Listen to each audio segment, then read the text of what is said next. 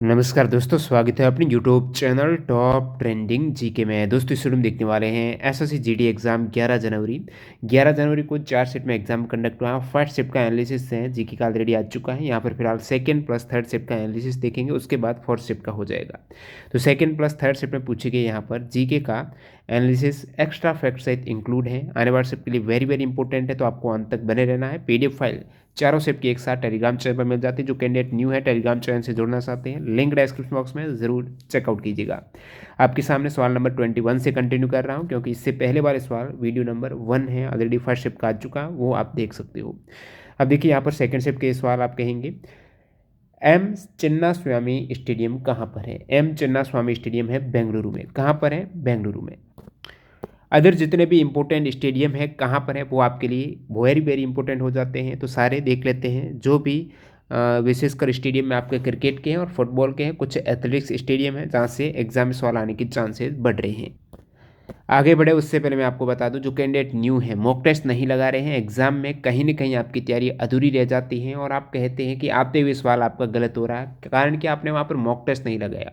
आने वाले किसी भी एग्जाम की तैयारी करते हो, मॉक टेस्ट प्लेटफॉर्म से ज़रूर जुड़, चाहे वो ऑफलाइन लेते हो या फिर ऑनलाइन लेते हो। ऑनलाइन में सबसे बेस्ट टेक्स्ट बुक का है, जिसमें आपके सभी एग्जाम्स के मॉक टेस्ट एक ही पास में और एग्जाम ओरिएंटेड इनके सवाल रहते हैं। जितने यहाँ पर आपके नंबर आएंगे एग्जाम में, उससे ज़्यादा ही नंबर आपको देखने को मिलेंगे। और अभी जो ऑफर चल रहा है जिसमें ईयरली टेक्स्ट बुक पास यानी वर्ष भर का टेक्स्ट बुक पास आपको मिल जाएगा 359 में। कब? जब आप टीटीजी के कूपन कोड यूज़ करेंगे, तो यहाँ पर एक्स्ट्रा डिस्काउंट आपको मिल रहा है 40 रुपये का। लिंक डिस्क्रिप्शन बॉक्स में चेकआउट कर सकते हो। ईयरली टेक्स्ट बुक पास में जितने भी स्टेट और सेंट्रल लेवल गवर्नमेंट एग्जाम होते हैं, चाहे आप एसएससी जीडी की तैयारी कर रहे हो, दिल्ली पुलिस की कर रहे हो, यूपी पुलिस की कर रहे हो, राजस्थान की कर रहे हो, जितने भी एसएससी रेलवे बैंकिंग यानी 600 एग्जाम यानी सारे एग्जाम यहाँ पर कवर हैं। एक पास ले लो, जो चाहे एग्जाम्स के मॉक टेस्ट हो, अपनी तैयारी को परखो।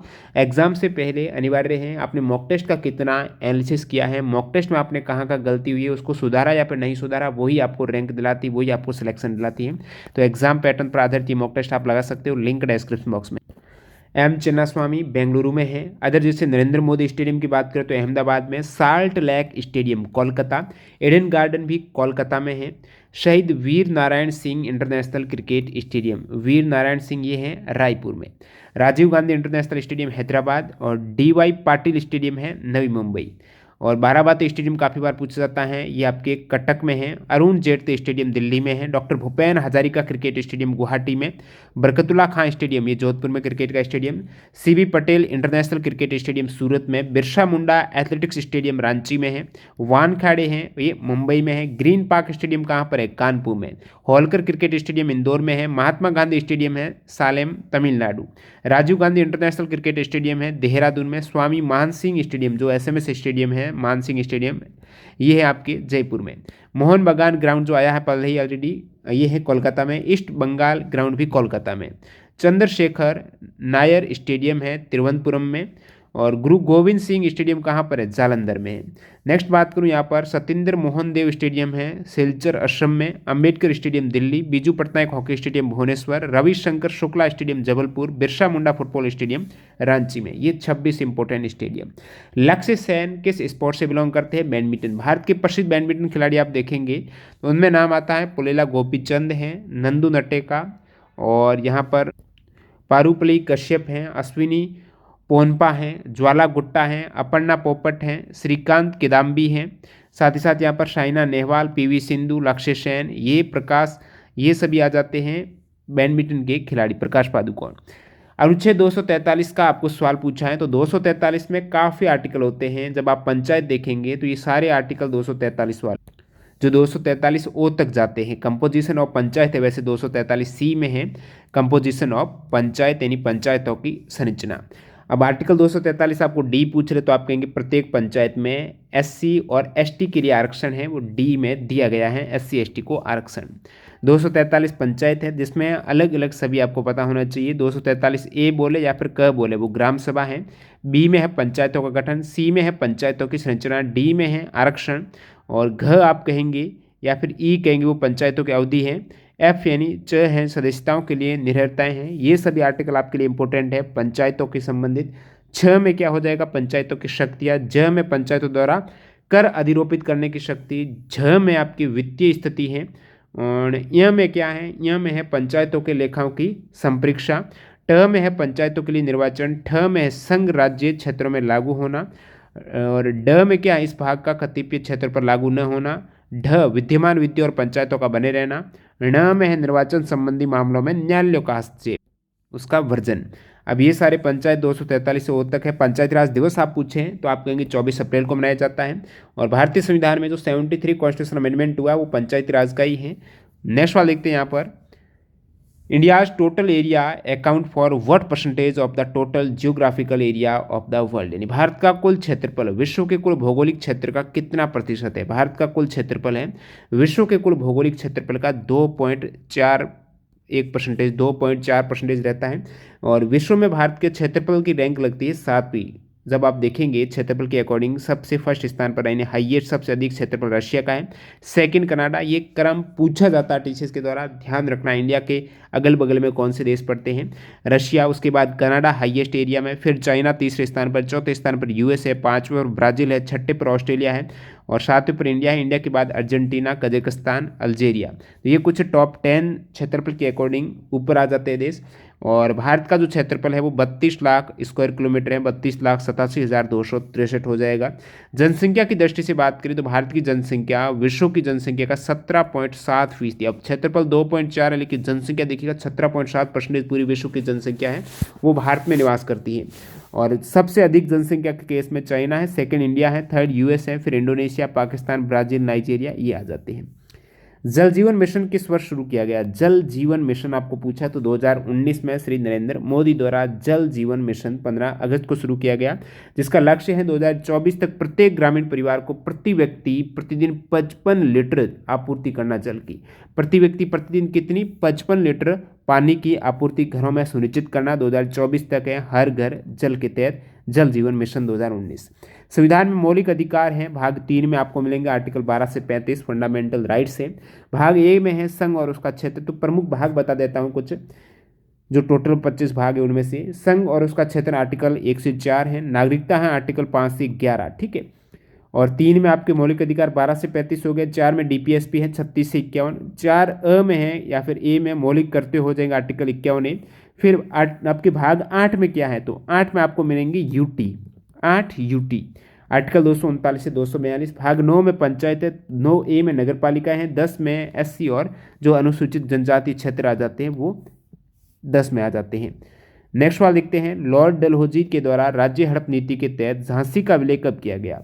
अब लॉर्ड डलहौजी की राज्य हड़प नीति, जिसे आप डॉक्ट्रिन ऑफ लैप्स बोले, व्यक्तिगत का सिद्धांत बोले, काफी बार सवाल पूछा जाता है। पहली बार कौन सा राज्य विलय किया गया डलहौजी की हड़प नीति में, वो सतारा वाला, जो कि पहली बार किया गया था 1848 में सतारा को। आपको यहाँ पर बताना है झांसी का विलय कब किया गया। अब सारे में विलय बता देता हूँ इंपॉर्टेंट जो किए गए हैं। सतारा का किया गया 1848 में, जैतपुर का किया गया 1849 में, तो 1848 लेकर 56 तक हुआ है, ठीक है।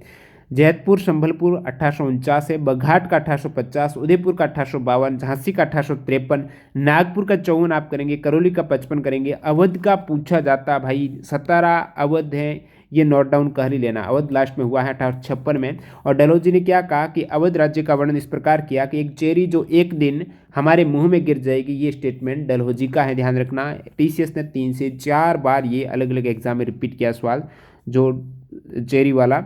1853 में आपके ऐड हुआ है झांसी, व्यक्तिगत यानी जिस पर उत्तराधिकार किसी भी राज्य में समाप्त हो जाता है पैतृक वारिस के केस में, तो उस पर वो कंपनी अपना अधिकार कर रही थी ब्रिटिश साम्राज्य। नेक्स्ट वाला लिखते हैं यहाँ पर, कनौज के शासक हर्षवर्धन के दरबारी कवि कौन थे। बाणभट्ट थे, उन्होंने हर्षचरित है संस्कृत में रचित उनकी जीवनी है। कनौज के शासक हर्षवर्धन की, बाणभट्ट इनकी दरबारी कवि थे।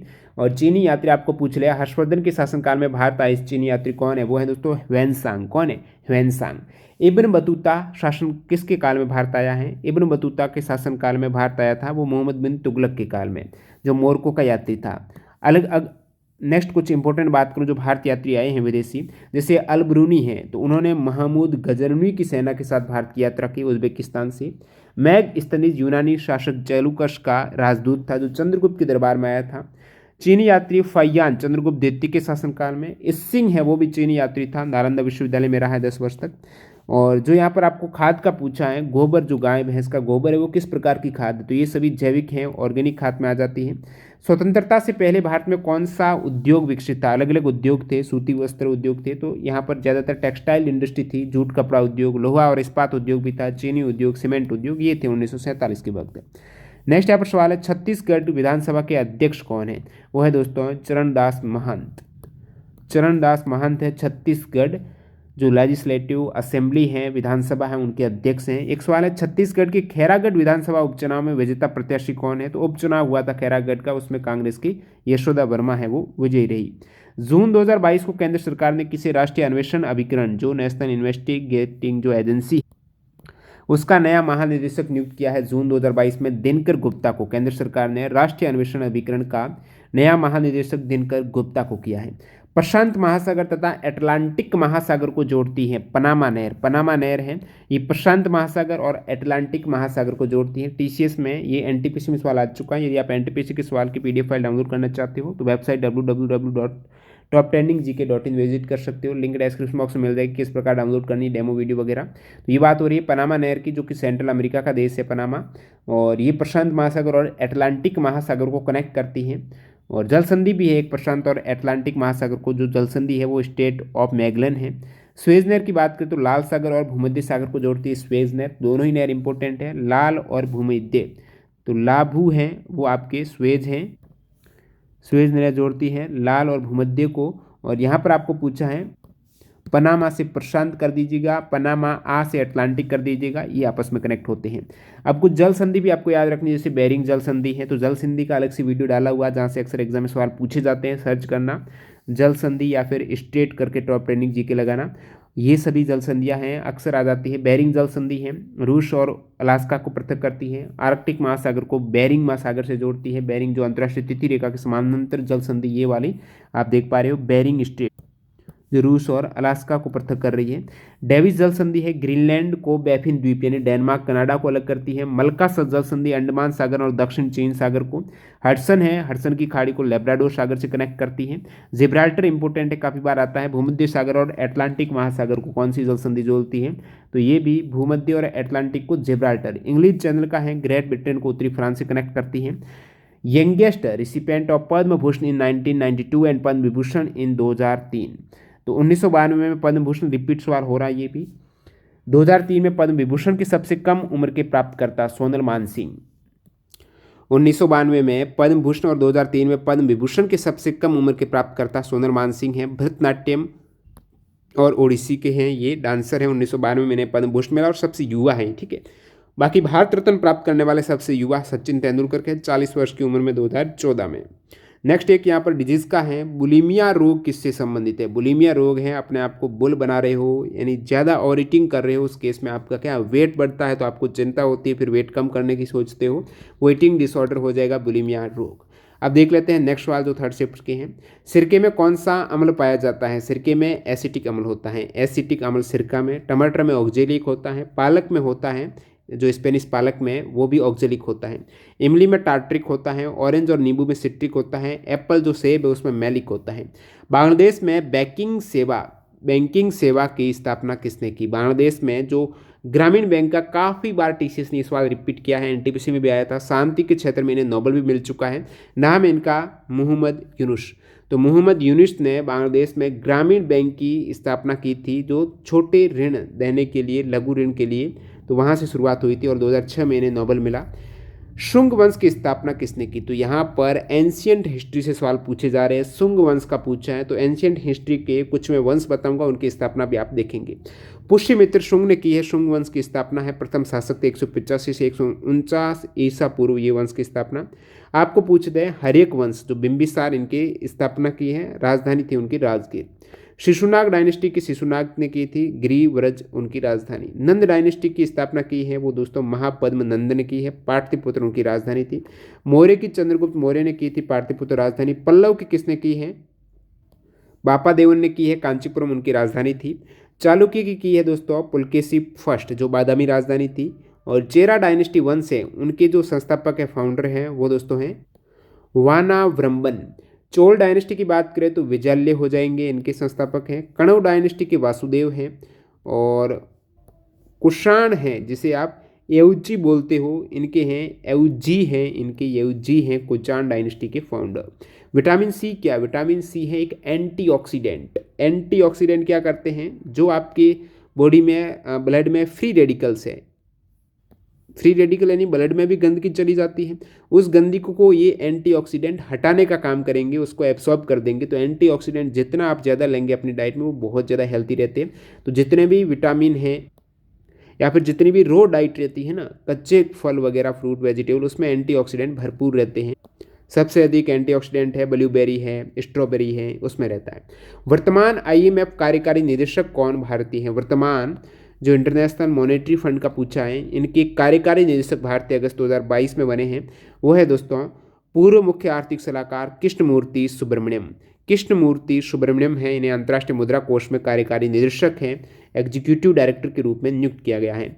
बिना प्रकृति के दोहन की ऊर्जा के प्रमुख स्रोत कौन से हैं? जो प्रकृति के दोहन के बिना सौर ऊर्जा है, पवन ऊर्जा है, ये सभी हो जाएंगे। राष्ट्रमंडल खेलों का प्रारंभ कब हुआ है? कॉमनवेल्थ गेम्स है 1930 में हुआ, हैमिल्टन कनाडा में पहले कॉमनवेल्थ गेम हुए थे।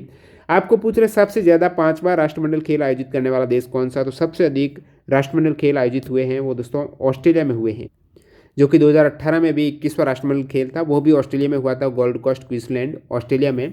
और भारत में एक बार 2010 में हुआ, ध्यान रखना। बाकी 2022 में कॉमनवेल्थ गेम इंग्लैंड में हुए बर्मिंघम। तो 2022 के राष्ट्रमंडल खेल के जितने भी इंपॉर्टेंट फैक्ट बनते हैं ज़रूर याद रखना है। जैसे कि 2022 राष्ट्रमंडल खेल में तो भारतीय ध्वजवाग की बात करें तो इंडियन मैन हॉकी टीम कप्तान मनप्रीत सिंह और पीवी सिंधु रहे हैं। राष्ट्रमंडल खेलों में भारत के स्वर्ण पदक 2022 में भारत की जो गोल्ड मेडलिस्ट हैं, इन यहाँ पर मैं बता रहा हूँ, जो समापन समारोह था आपके कॉमनवेल्थ गेम्स में, उसमें कौन रहे थे ध्वजवाग?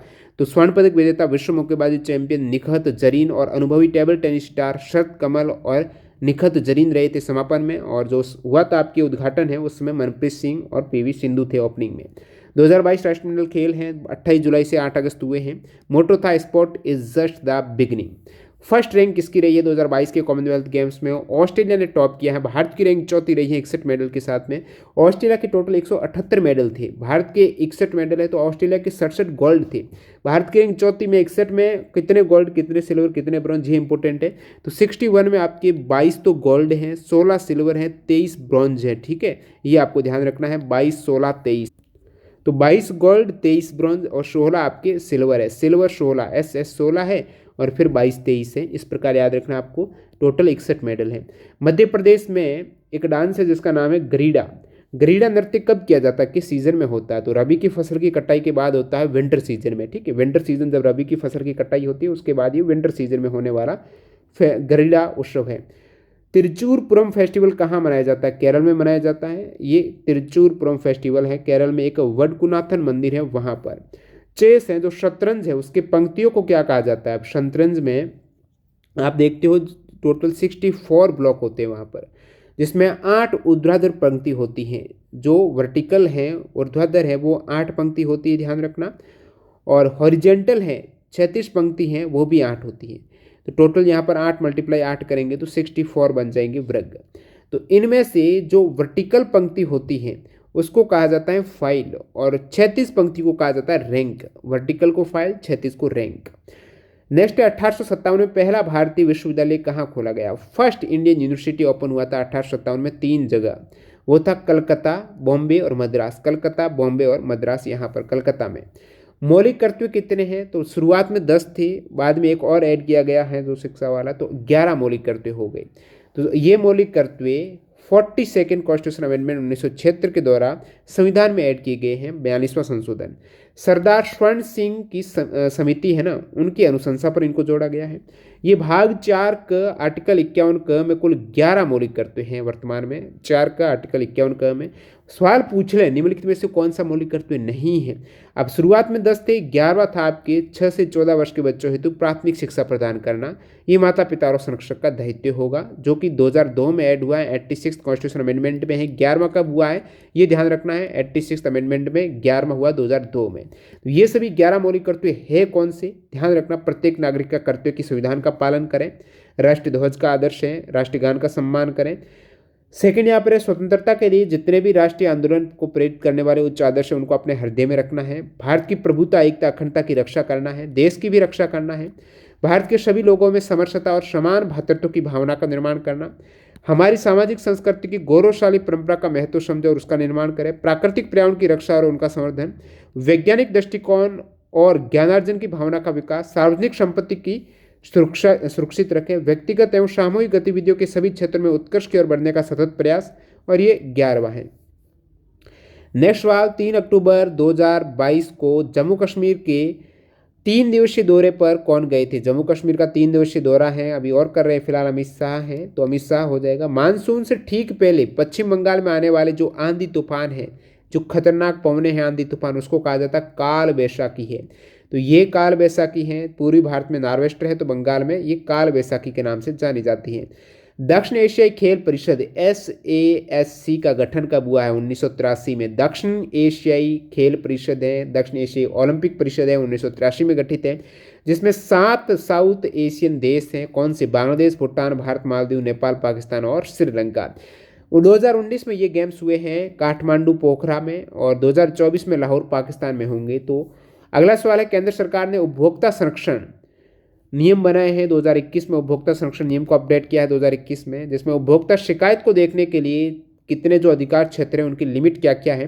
जिला आयोग पर अलग उपभोक्ता संरक्षण है, राज्य पर अलग है, राष्ट्रीय आयोग पर अलग है। तो जिला आयोग में जो 50 लाख तक के मामले हैं ना, वो जिला आयोग में देखे जाएंगे। 50 लाख तक के मामले का मतलब जिला आयोग का जो क्षेत्राधिकार है उसमें वे शिकायतें आएगी। कौन सी? जहां वस्तुएं और सेवाओं के लिए किए गए भुगतान का मूल्य 50 लाख रुपए। 50 लाख तक तो जिला आयोग निपट लेगा शिकायतों को। जब 50 लाख से 2 करोड़ तक हो जाएगी वो राज्य आयोग, अब 1 करोड़ नहीं, ध्यान रखना ये 2 करोड़ है, और राष्ट्रीय आयोग 2 करोड़ से ज़्यादा की शिकायतें हैं उनको निपटेगा। और ये शिकायतें 3 महीने की अवधि के भीतर है, लगभग फैसला हो जाता है। भारत में किस उम्र से कम व्यक्ति को श्रमिक नहीं माना जाता है? 14 वर्ष से कम उम्र वो लेबर नहीं कर सकता है, ये 1986 का बाल श्रम अधिनियम भी कहता है। एक सवाल एग्जैक्ट नहीं मिल पाया है, राधे बड़ियाल किस डांस से संबंध रखती है? तो डांसर हैं, जरूर पूछा जाता है, क्लासिकल डांस का जरूर याद रखना कौन उनके प्रतिपादक हैं। ये सभी सवाल हैं, एनालिसिस हो गया है। आपका कोई डाउट है कमेंट सेक्शन में बताना। मिलते हैं फर्स्ट शिफ्ट के एनालिसिस के साथ में। PDF फाइल के लिए टेलीग्राम चैनल ज्वाइन करना है। टेक्स्ट बुक से आप टेस्ट सीरीज दे रहे हो तो TTJ के कूपन कोड जरूर इस्तेमाल कर लेना। मिलते हैं नए वीडियो में, धन्यवाद।